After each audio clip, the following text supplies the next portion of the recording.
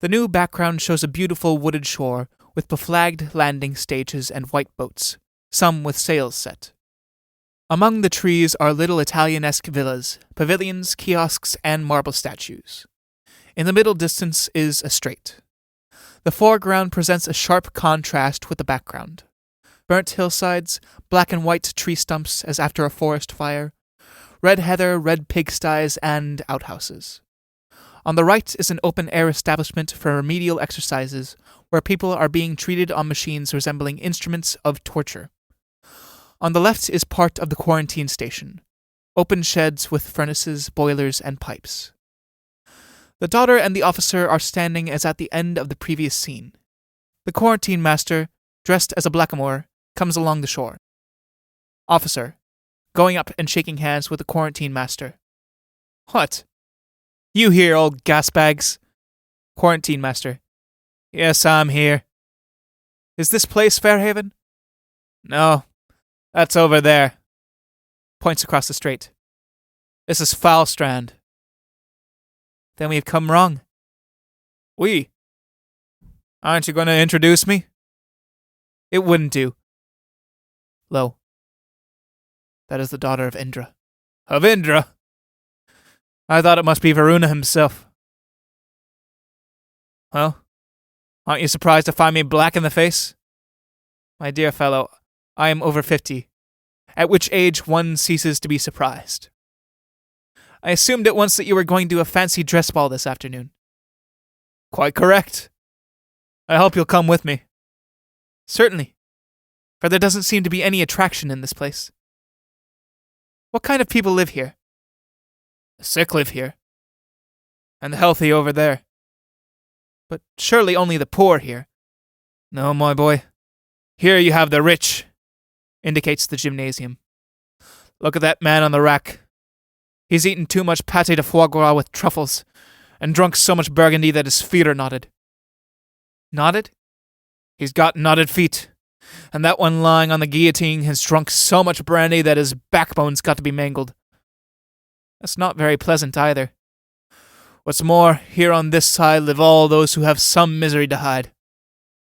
Look at this one now coming, for instance. An elderly fop is wheeled onto the stage in a bath chair, accompanied by a gout and hideous coquette of 60, dressed in the latest fashion and attended by the friend, a man of 40. Officer. It's the Major. Our schoolfellow. Don Juan. You see, he's still in love with the spectre at his side. He doesn't see that she is grown old, that she is ugly, faithless, cruel. There's true love for you. I never would have thought that flighty fellow had it in him.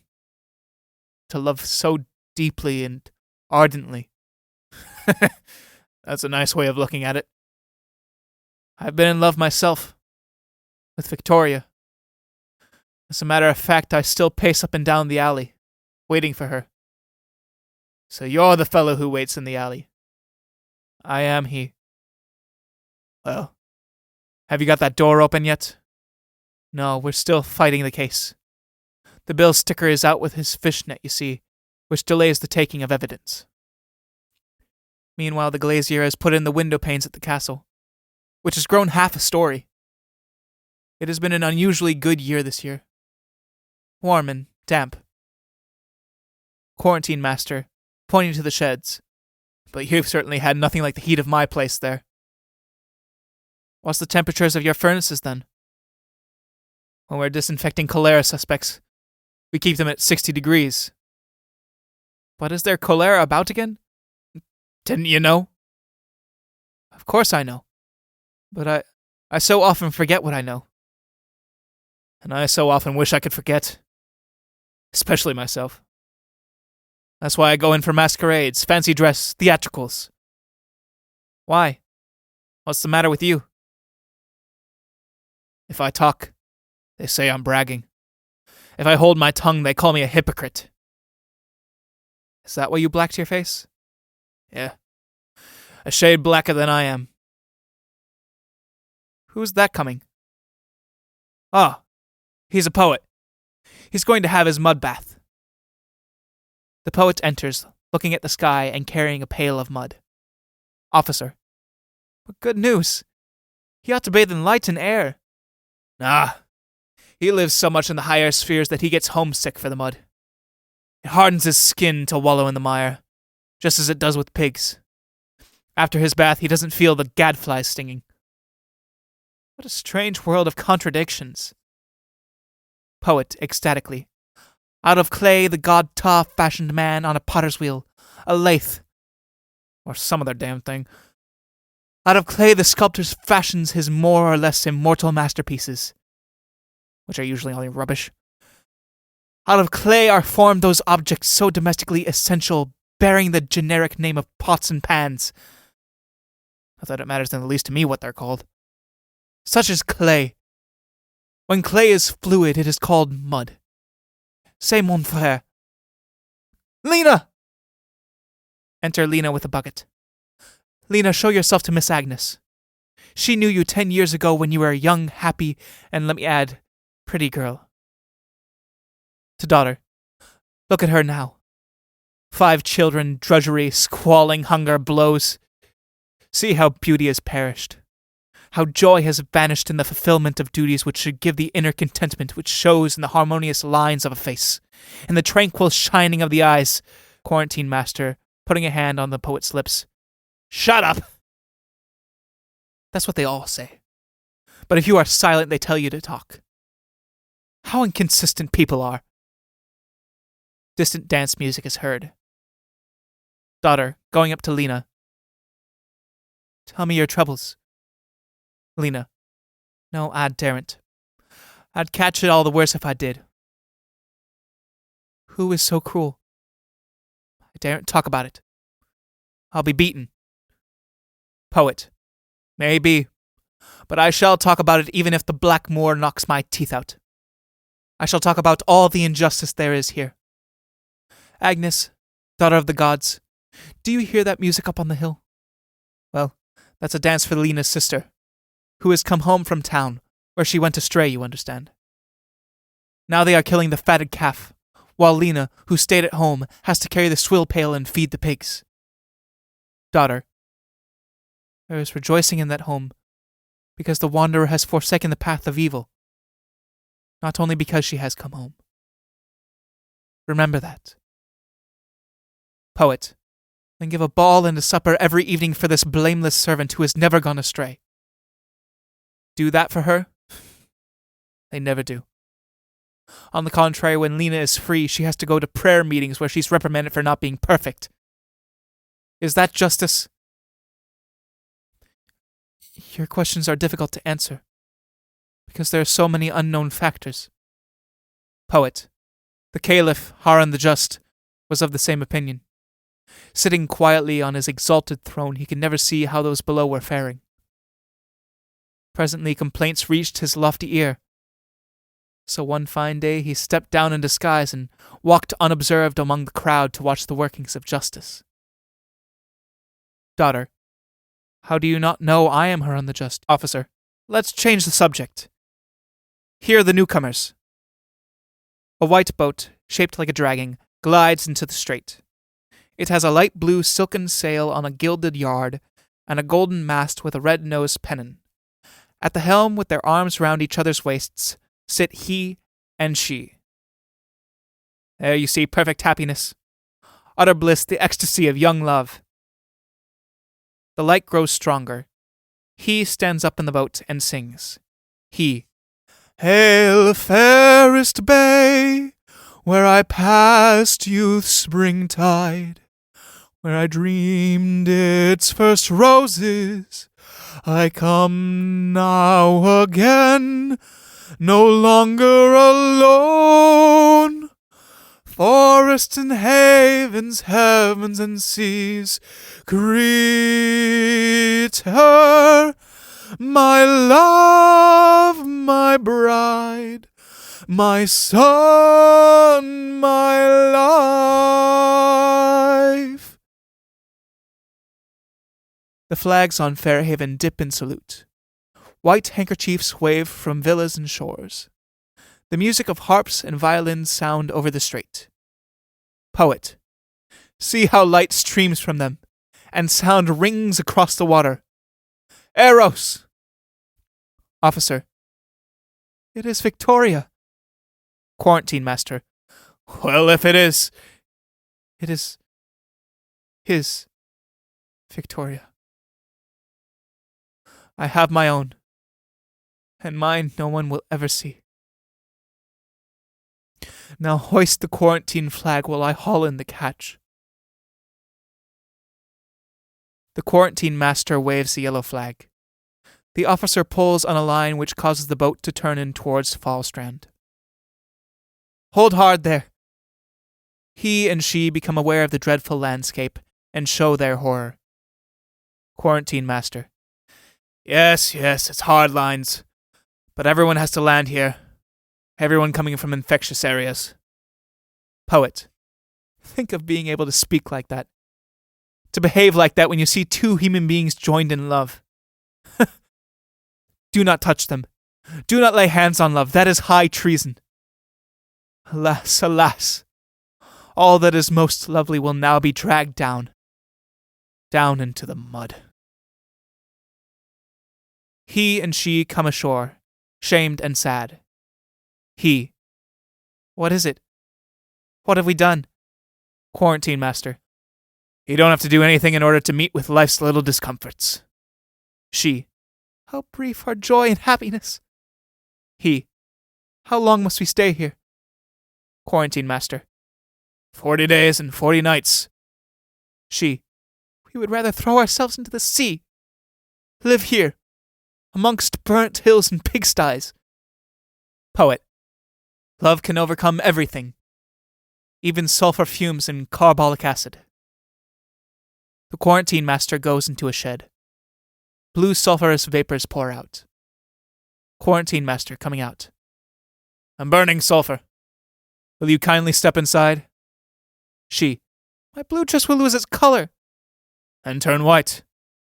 Your red roses will turn white too. He. So will your cheeks in 40 days. She, to the officer. That will please you. Officer. Oh, it won't. True, your happiness was the source of my misery, but that's no matter. He and she go into the shed. Officer, to daughter. I've got my degree now, and a job as a tutor over there. Indicates Fairhaven. Hi-ho. And in the fall I'll get a post in a school, teaching the boys the same lessons I learnt myself, all through my childhood, all through my youth. Teach them the same lessons I learnt all through my manhood, and finally, all through my old age. The same lessons. What is twice two? How many times does 2 go into 4 without remainder? Until I get a pension and have nothing to do but wait for meals and the newspapers. Until in the end I'm carried out to the crematorium and burnt to ashes. To quarantine master as he comes out of the shed. Have you no pensioners here? To be a pensioner is the worst fate after twice 2 is 4. Going to school again when one's taken one's degree. Asking the same questions until one dies. An elderly man walks past with his hands behind his back. Look, there goes a pensioner waiting for his life to ebb. A captain, probably, who failed to become a major. Or a clerk to the court who was never promoted. Many are called, but few are chosen. He's just walking about, waiting for breakfast. Pensioner. No, for the paper. The morning paper. Officer. And he's only 54. He may go on for another 25 years waiting for meals in the newspaper. Isn't that dreadful? Pensioner. What's not dreadful? Tell me that. Yes. Let him tell who can. Exit pensioner. Now I shall teach boys twice 2 is 4. How many times does 2 go into 4 without remainder? He clutches his head in despair. Enter he and she from the shed. Her dress and roses are white, her face pale. His clothes are also bleached. And Victoria, whom I loved, for whom I desired the greatest happiness on earth. She has her happiness now. The greatest happiness she can know while I suffer. Suffer! She. Do you think I can be happy seeing you suffering? How can you believe that? Perhaps it comforts you to know that I shall be a prisoner here for 40 days and 40 nights. Tell me, does it comfort you? Officer. Yes. And no. I cannot have pleasure while you have pain. Oh. He. And do you think my happiness can be built on your agony? Officer. We are to be pitied. All of us. All lift their hands to heaven. A discordant cry of anguish breaks from their lips. Daughter. O God, hear them. Life is evil. Mankind is to be pitied. The stage is blacked out and the scene changes. The whole landscape is in winter dress with snow on the ground and on the leafless trees. Foul Strand is in the background in shadow. The strait is still in the middle distance. On the near side is a landing stage with white boats and flags flying from flagstaffs. In the strait, a white warship, a brig with gunports, is anchored. The foreground presents Fairhaven in full light. On the right is a corner of the assembly rooms with open windows, through which are seen couples dancing. On a box outside stand 3 maids, their arms round each other's waists, watching the dancing. On the steps is a bunch on which ugly Edith is sitting, bareheaded and sorrowful, with long disheveled hair before an open piano. On the left is a yellow wooden house outside which 2 children in summer dresses are playing ball. The daughter and officer enter. Daughter. Here is peace and happiness. Holiday time. Work over, every day a festival, everyone in holiday attire. Music and dancing even in the morning. To the maids. Why don't you go in and dance, my dears? Servants. Us? Officer. But they are servants. True. But why is Edith sitting there instead of dancing? Edith buries her face in her hands. Officer. Don't ask her. She has been sitting there for 3 hours without being invited to dance. He goes into the yellow house. Daughter. What cruel pleasure. The mother, in a décolleté dress, comes out of the assembly rooms and goes up to Edith. Mother. Why don't you go in as I told you? Edith. Because I can't be my own partner. I know I'm ugly and no one wants to dance with me. But I can avoid being reminded of it. She begins to play Bach's Toccata con Fuga, No. 10. The waltz at the ball is heard too, first faintly, then growing louder as if in competition with the toccata. Gradually, Edith overcomes it and reduces it to silence. Dance couples appear in the doorway, and everyone stands reverently listening. A naval officer seizes Alice, one of the guests, by the waist. Naval officer. Come quick. He leads her down to the landing stage. Edith breaks off, rises, and watches them in despair. She remains standing as if turned to stone. The front wall of the yellow house vanishes. Boys are sitting on forms, among them the officer looking uncomfortable and worried. In front of them stands the schoolmaster, wearing spectacles and holding chalk and a cane. Schoolmaster, to the officer. Now, my boy, can you tell me what 2 × 2 is? The officer remains seated, painfully searching his memory without finding an answer. You must stand up when you are asked a question. Officer, rising anxiously. 2 × 2. Let me see. That makes 2 2s. Aha! So you have not prepared your lesson. Officer, embarrassed. Yes, I have, but... I know what it is, but I can't say it. You're quibbling. You know the answer, do you? But you can't say it. Perhaps I can assist you. Pulls the officer's hair. Yes, it is dreadful that such a big boy should have no ambition. Officer, agonized. A big boy. Yes, I am big. Much bigger than these others. I am grown up. I have left school. I have even graduated. As if waking. Why am I sitting here, then? Haven't I got my degree? Certainly. But you have got to stay here and mature. Do you see? You must mature. Isn't that so? Officer, clasping his head. Yes, that's so. One must mature. 2 × 2 is 2. And this I will demonstrate by analogy, the highest form of proof. Listen. Once 1 is 1. Therefore 2 × 2 is 2. For that which applies to the one must also apply to the other. The proof is perfectly in accord with the laws of logic. But the answer is wrong. What is in accord with the laws of logic cannot be wrong. Let us put it to the test. 1 into 1 goes once. Therefore 2 into 2 goes twice. Quite correct according to anthology. But what then is once 3? It is 3. Consequently, 2 × 3 is also 3. Officer, pondering. No, that can't be right. It can't be, for if so... Sits down in despair.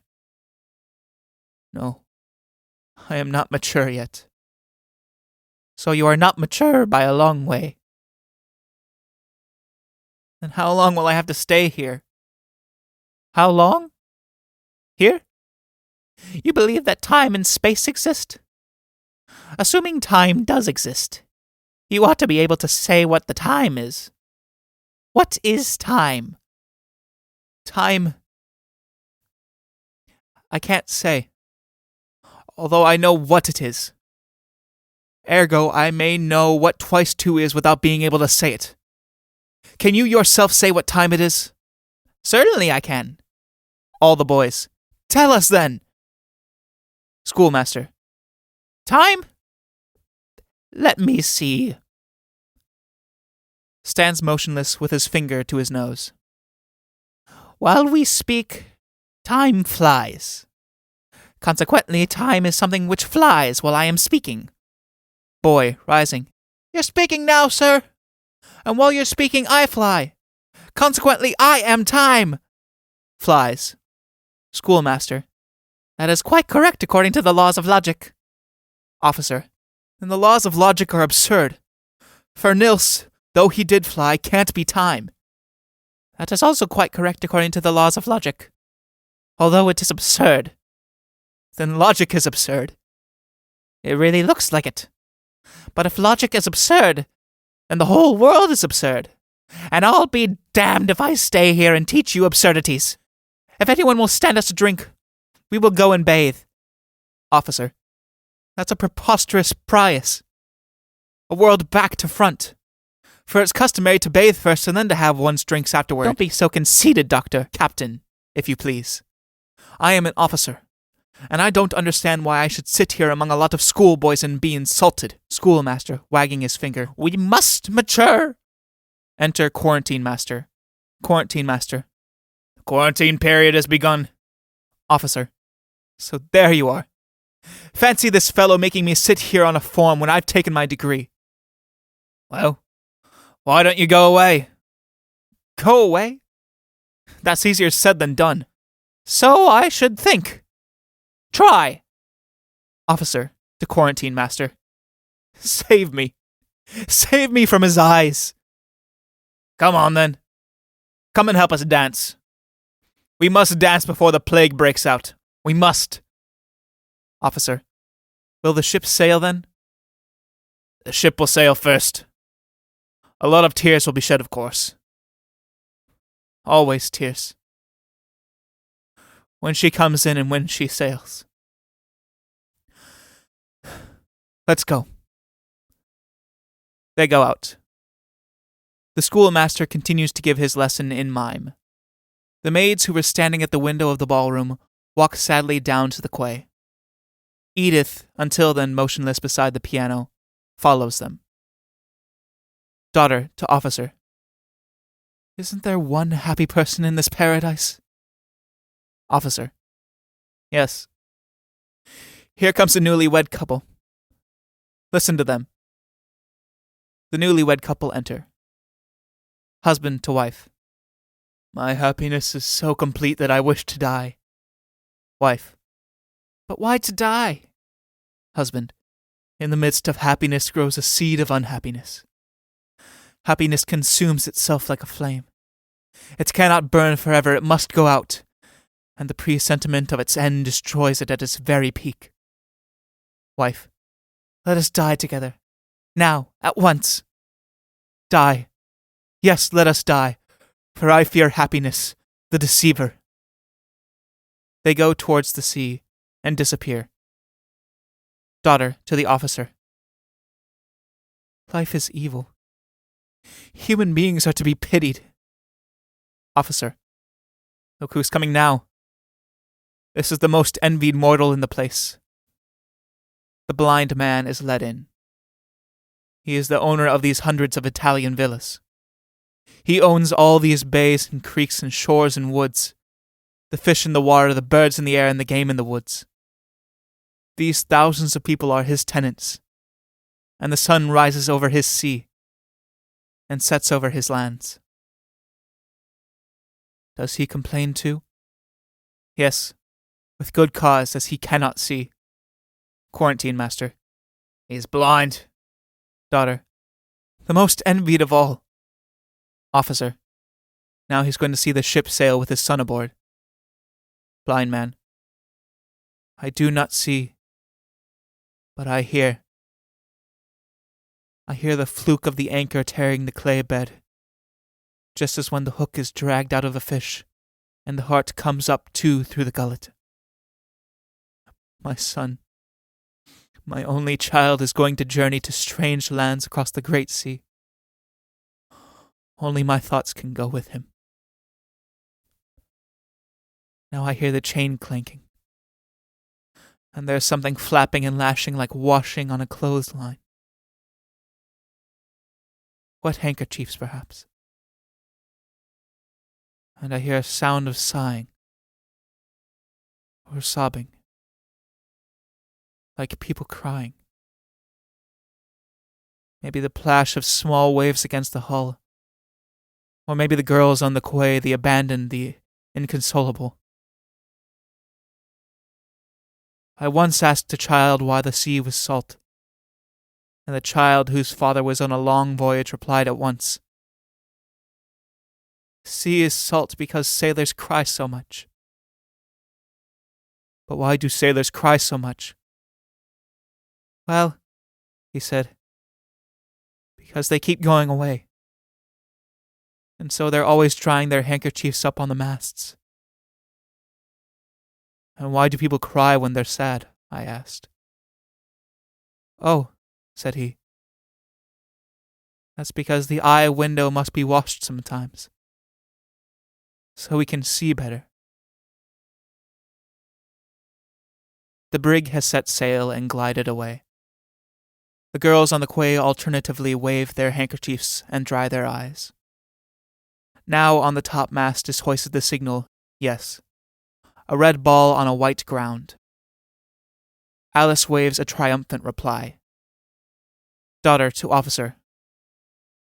What does that flag mean? Officer. It means yes. It is the lieutenant's yes in red. Red as heart's blood written on the blue cloth of the sky. Then what is no like? Blue is tainted blood in blue veins. Look how elated Alice is. And look how Edith is weeping. Blind man. Meeting and parting. parting and meeting. That's life. I met his mother, then she went away. My son was left. Now he is gone. Daughter. But he will come back. Blind man. Who is speaking to me? I have heard that voice before. In my dreams. In boyhood when summer holidays began. In early married life when my child was born. Whenever life smiled, I heard that voice. Like the whisper of the south wind. Like the sounds of a heavenly harp. Like the angel's greeting as I imagine it on Christmas Eve. The lawyer enters, goes up to the blind man, and whispers. Really? Lawyer. Yes. It's a fact. Goes across to the daughter. You have seen most things now. But you have not yet experienced the worst thing of all. What can that be? Repetitions. Reiterations. Going back. Doing one's lessons again. Come. Where to? To your duties. What are they? Everything you abominate. Everything you least want to do and yet must. They are to abstain and renounce, to go without, to leave behind. They are everything that is disagreeable, repulsive, painful. Are there no pleasant duties? They become pleasant when they are done. When they no longer exist. So duty is altogether unpleasant. What then can one enjoy? What one enjoys is sin. Sin, which is punished. Yes. If I enjoy myself one day, one evening, the next day I have a bad conscience and go through the torments of hell. How strange. I wake in the morning with a headache, and then the repetition begins. But it is a distorted repetition, so that everything which was charming and witty and beautiful the night before appears in memory ugly, stupid, repulsive. Pleasure stinks, and enjoyment falls to pieces. What people call success is always a step towards the next failure. The successes in my life have been my downfall. Men have an instinctive dread of another's good fortune. They feel it's unjust that fate should favor any one man. So to try to restore the balance by rolling boulders across his path. To have talent is to be in danger of one's life.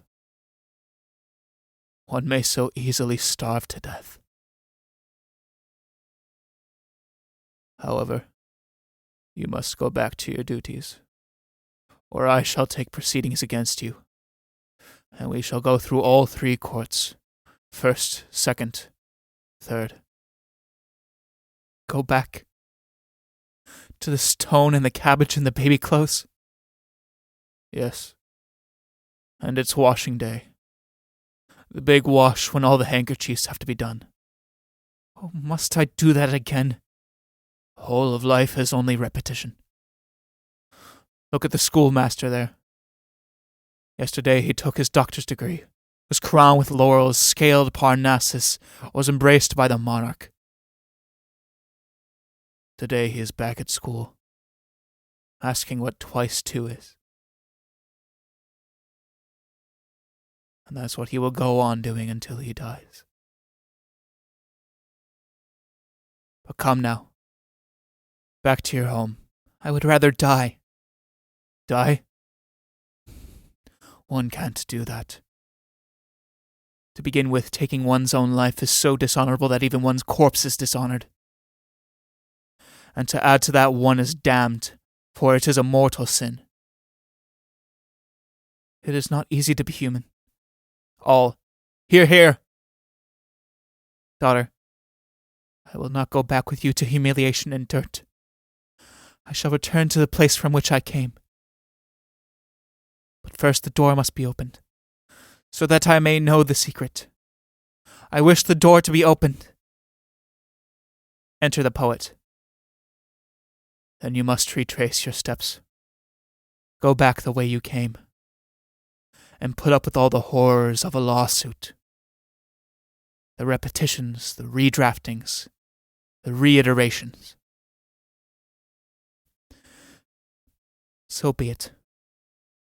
But first I shall seek solitude in the wilderness to find myself. We shall meet again. To the poet. Come with me. A distant cry of lamentation rises. Daughter, what was that? The doomed at foul strand. Why do they wail so today? Because here the sun is shining. Here is music and dance and youth. This makes them suffer more. We must set them free. Try. Once a deliverer came, but he was hanged upon a cross. By whom? By all the righteous. Who are they? Don't you know the righteous?